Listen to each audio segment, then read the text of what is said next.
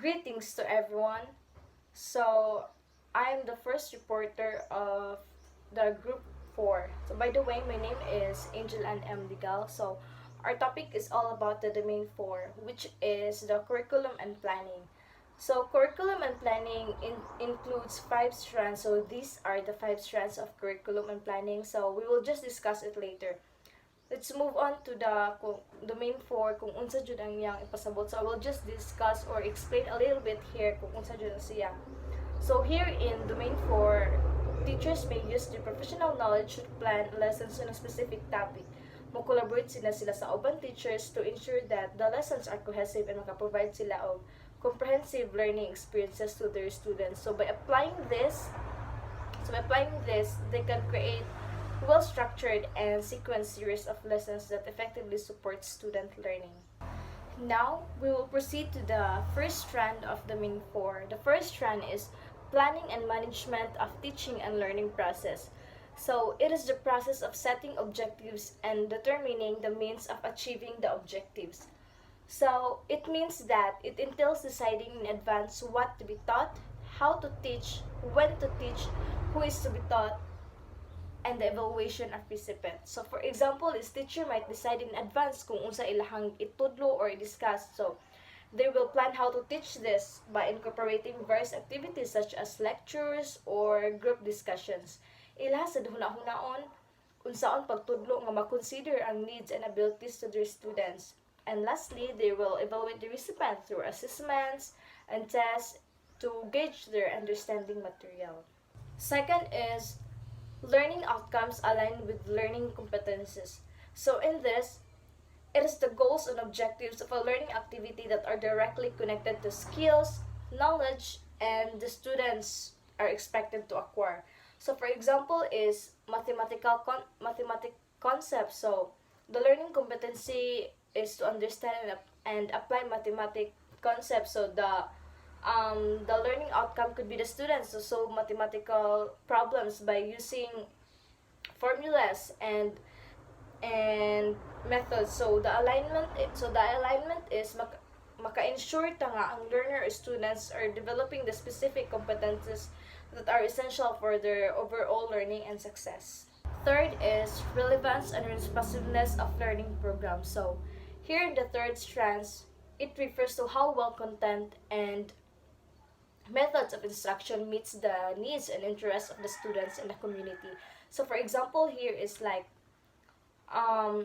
school is located in an area with a large immigrant population. So our relevant and responsiveness in learning programs might include the language support and cultural integration activities to help these students adapt to their new environment para walay ma-left behind or unsa pa pwede sa ka-feel nga lahi sila sa uban nga students. Professional collaboration to enrich teaching practice. Collaborative teaching environments provide opportunities for teachers to learn from and with each other on an ongoing basis. So, ani nga part is, ang teacher is maki-collaborate sa isang co-teachers or co-workers para mas daghan sila og mahibaw-an or makakuha sila ng idea nga unsaon pag-enhance ang mga skills sa mga estudyante para mas makakuha sila mga strategies nga kana makatabang o unsaon nilang pagtudlo ilang mga estudyante. Number 5. Teaching and learning resources including ICT. ICT stands for Information Communication Technology. ICT tools for teaching and learning cover everything from digital infrastructures such as printers, computers, laptops, tablets, and etc. to software tools such as Google Meet, Google Spreadsheets, and etc. So, importante na jud ay ang ICT nowadays because ani na tanan. For example, karon nag-online ta. So, importante na makahibaw ta about ICT kay kani man atong gamiton para for example sa Google Meet and kanang mag-exam ta. So, as a future educators, kailangan jud ta kahibaw ani kay kailangan po nila to itudlo nila in the future kay basin niya og kanang mas kuan pa ilang technology sunod. Then importante na jud ang technology because ani na ta mo na ni atong gamiton kalingaw. For example, kanang kitay mag-projector. kailangan jud ta makahibaw unsaon pag kanang operate sa projector, unsa pag-operate sa projector and ug uban pa. So, strand 1 in the beginning teacher is mag-focus na siya og kanang gama og mga lesson plans and mag-organize sa classroom activities to meet the learning needs of their students. So, they may acquire more guidance and support from mentors or experienced colleagues to develop effective teaching and learning strategies. So, in proficient teachers have a solid grasp of lesson planning and classroom management. So, they are able to effectively assess students' learning and adjust their teaching methods to meet individual student needs. So they may also begin to take on leadership roles in their schools or districts. Next is highly proficient teachers. So here in highly proficient teachers, it is have a deep understanding of curriculum and instructional strategies. So they are able to effectively plan and manage the teaching and learning process, incorporating innovative and research-based practices. So they may also mentor and support other teachers in their professional development. So mutabang sila kung mo-guide pudi sila sa uban colleagues sila nga mas mo-aim pa og kanang like mo-improve pa pud ilang mga tidluan. The last one is distinguished teacher. So they are recognized for their exceptional abilities in planning and managing the teaching and learning process. They demonstrate mastery of their subject matter and are able to engage and inspire their students. They may also contribute to the development of education policies and practices at the district or state level. Strand 4.2 Learning outcomes aligned with learning competencies. Beginning teachers identify learning outcomes that are aligned with learning competencies.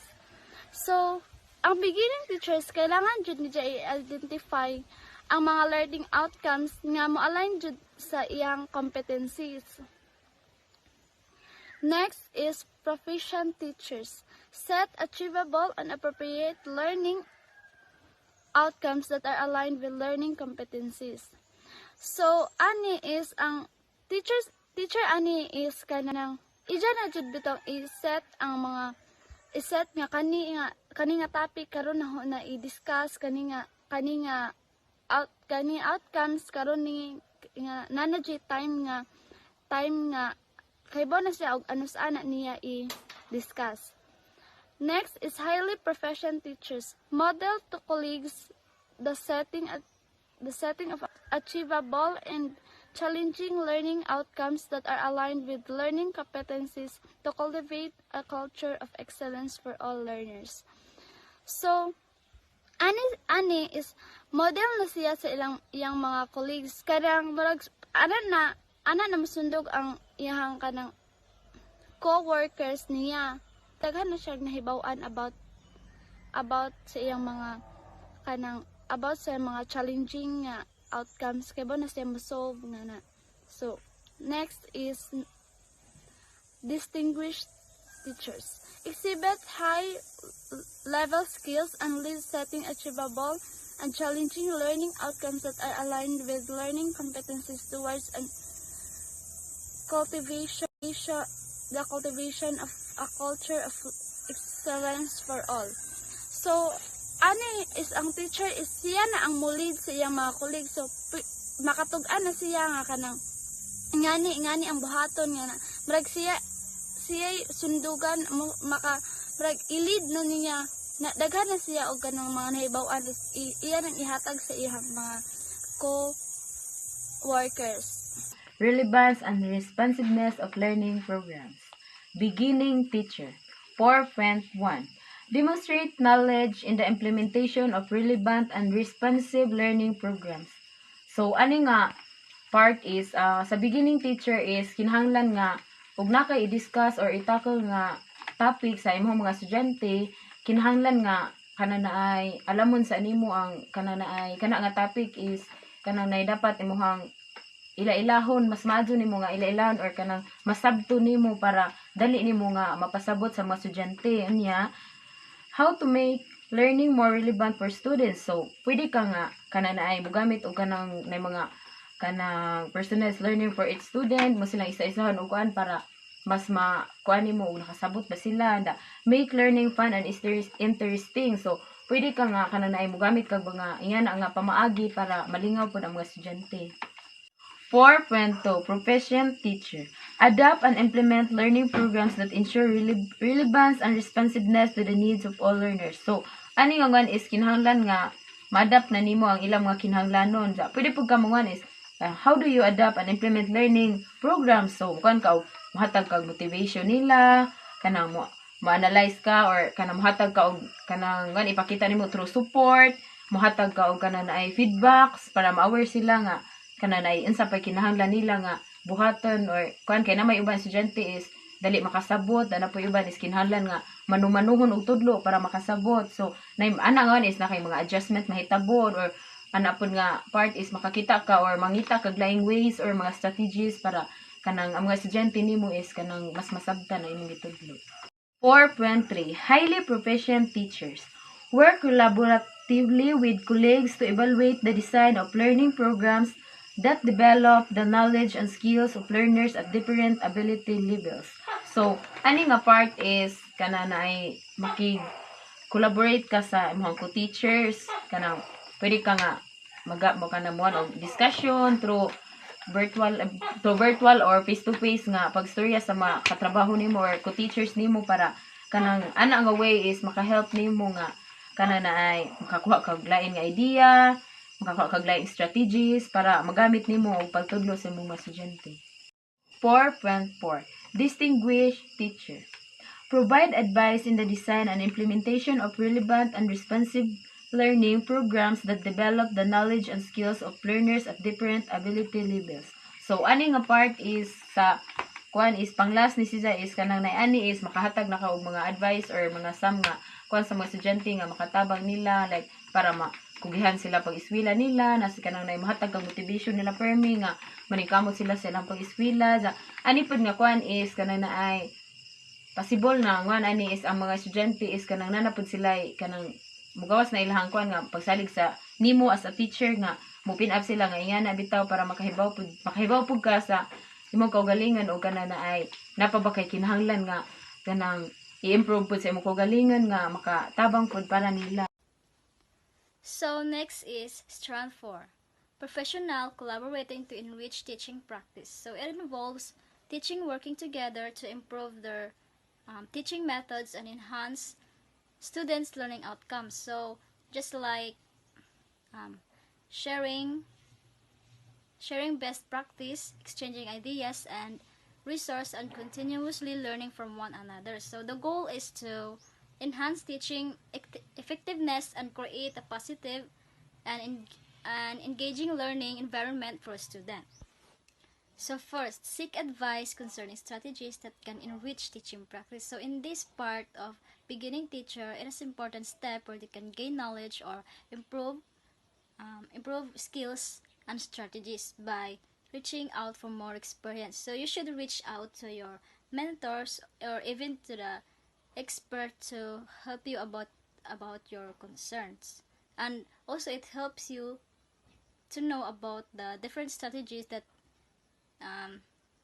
you want to know about. So in this way, you can gain knowledge, insight, and guidance kung unsaon mo para ma-effective imong teaching practice. So the goal is to improve their learning pinaagi sa ilang kanang ideas and advice nga ilang nakuha. Second is to participate in collegial discussion that use teacher and learner feedback to enrich teaching practice. So in this part of proficient teacher, it is a valuable opportunity to improve their skills and growth. So it means you should participate or collaborate with your collegial. So because if you're not participate, you don't get new knowledge or gain knowledge. So if you want to improve your learning skills, you have to participate in your collegial discussion. You should exchange ideas and shared experience. So in this way, it can improve your teaching methods and innovative strategies. Third, review with colleagues, teacher and learner feedback to plan, facilitate, and to enrich teaching practice. So in this part of highly proficient teacher means that with your colleagues, you should review and actively seeking feedback, and so that you are ready on how to plan and facilitate. So in this process, it helps you refine instructional strategies and create an effective learning. So ano ni mo makita kung unsa ka effective imong mga learnings. So the last part is to lead colleagues in professional discussion to plan and implement strategies to enrich teaching. So it means that taking on leadership role in distinguished teacher. After taking step of 1, 2, and 3, you are now leveling up and you have to lead the discussion. And in this part, you know how to plan and implement strategies so that your fellow students can gain knowledge from you, and also they share their ideas and experience from your discussion. I'm talking all about the stage of teaching and learning resources including the ICT. At the beginning this stage, the 4.51, it shows skills in the selection development and use variety of teaching and learning resources including ICT to address learning goals. It shows the skills and the selections developments. It's a use variety of teaching. And as an educator, I have to develop home and skills in the selection development and use of the various teaching and learning resources, including the ICT, to effectively address the learning and goals. And the next stage is the 4.52, select, develop, organize, and appropriate teaching and learning resources, including ICT, to address the learning goals. In my role as an educator, I have to develop the skills to select, develop, organize, to appropriate teaching and learning resources, including ICT, to effectively address learning and goals. At the stage of the 4.53, advise and guide colleagues in the selection, organization, development of appropriate teaching and learning resources, including ICT, to address specific learning goals, which means to advise and guide colleagues in the selections, organization, selection of resources, including the ICT. It is a knowledge of the skills to advise and guide colleagues in the selection, organization, and the development and use of appropriate teaching learning resources, including ICT, to address the specific learning goals. And the last stage of teaching and learning resources is the 4.54, model exemplary skills and learning colleagues in the development of education of teaching and learning resources, including ICT, performed within the beyond the school, which means is the lead the colleagues in the learning resources. It is a strive to model exemplary skills in the colleagues as a development and education of teaching and learning resources, including ICT, for within the beyond the school.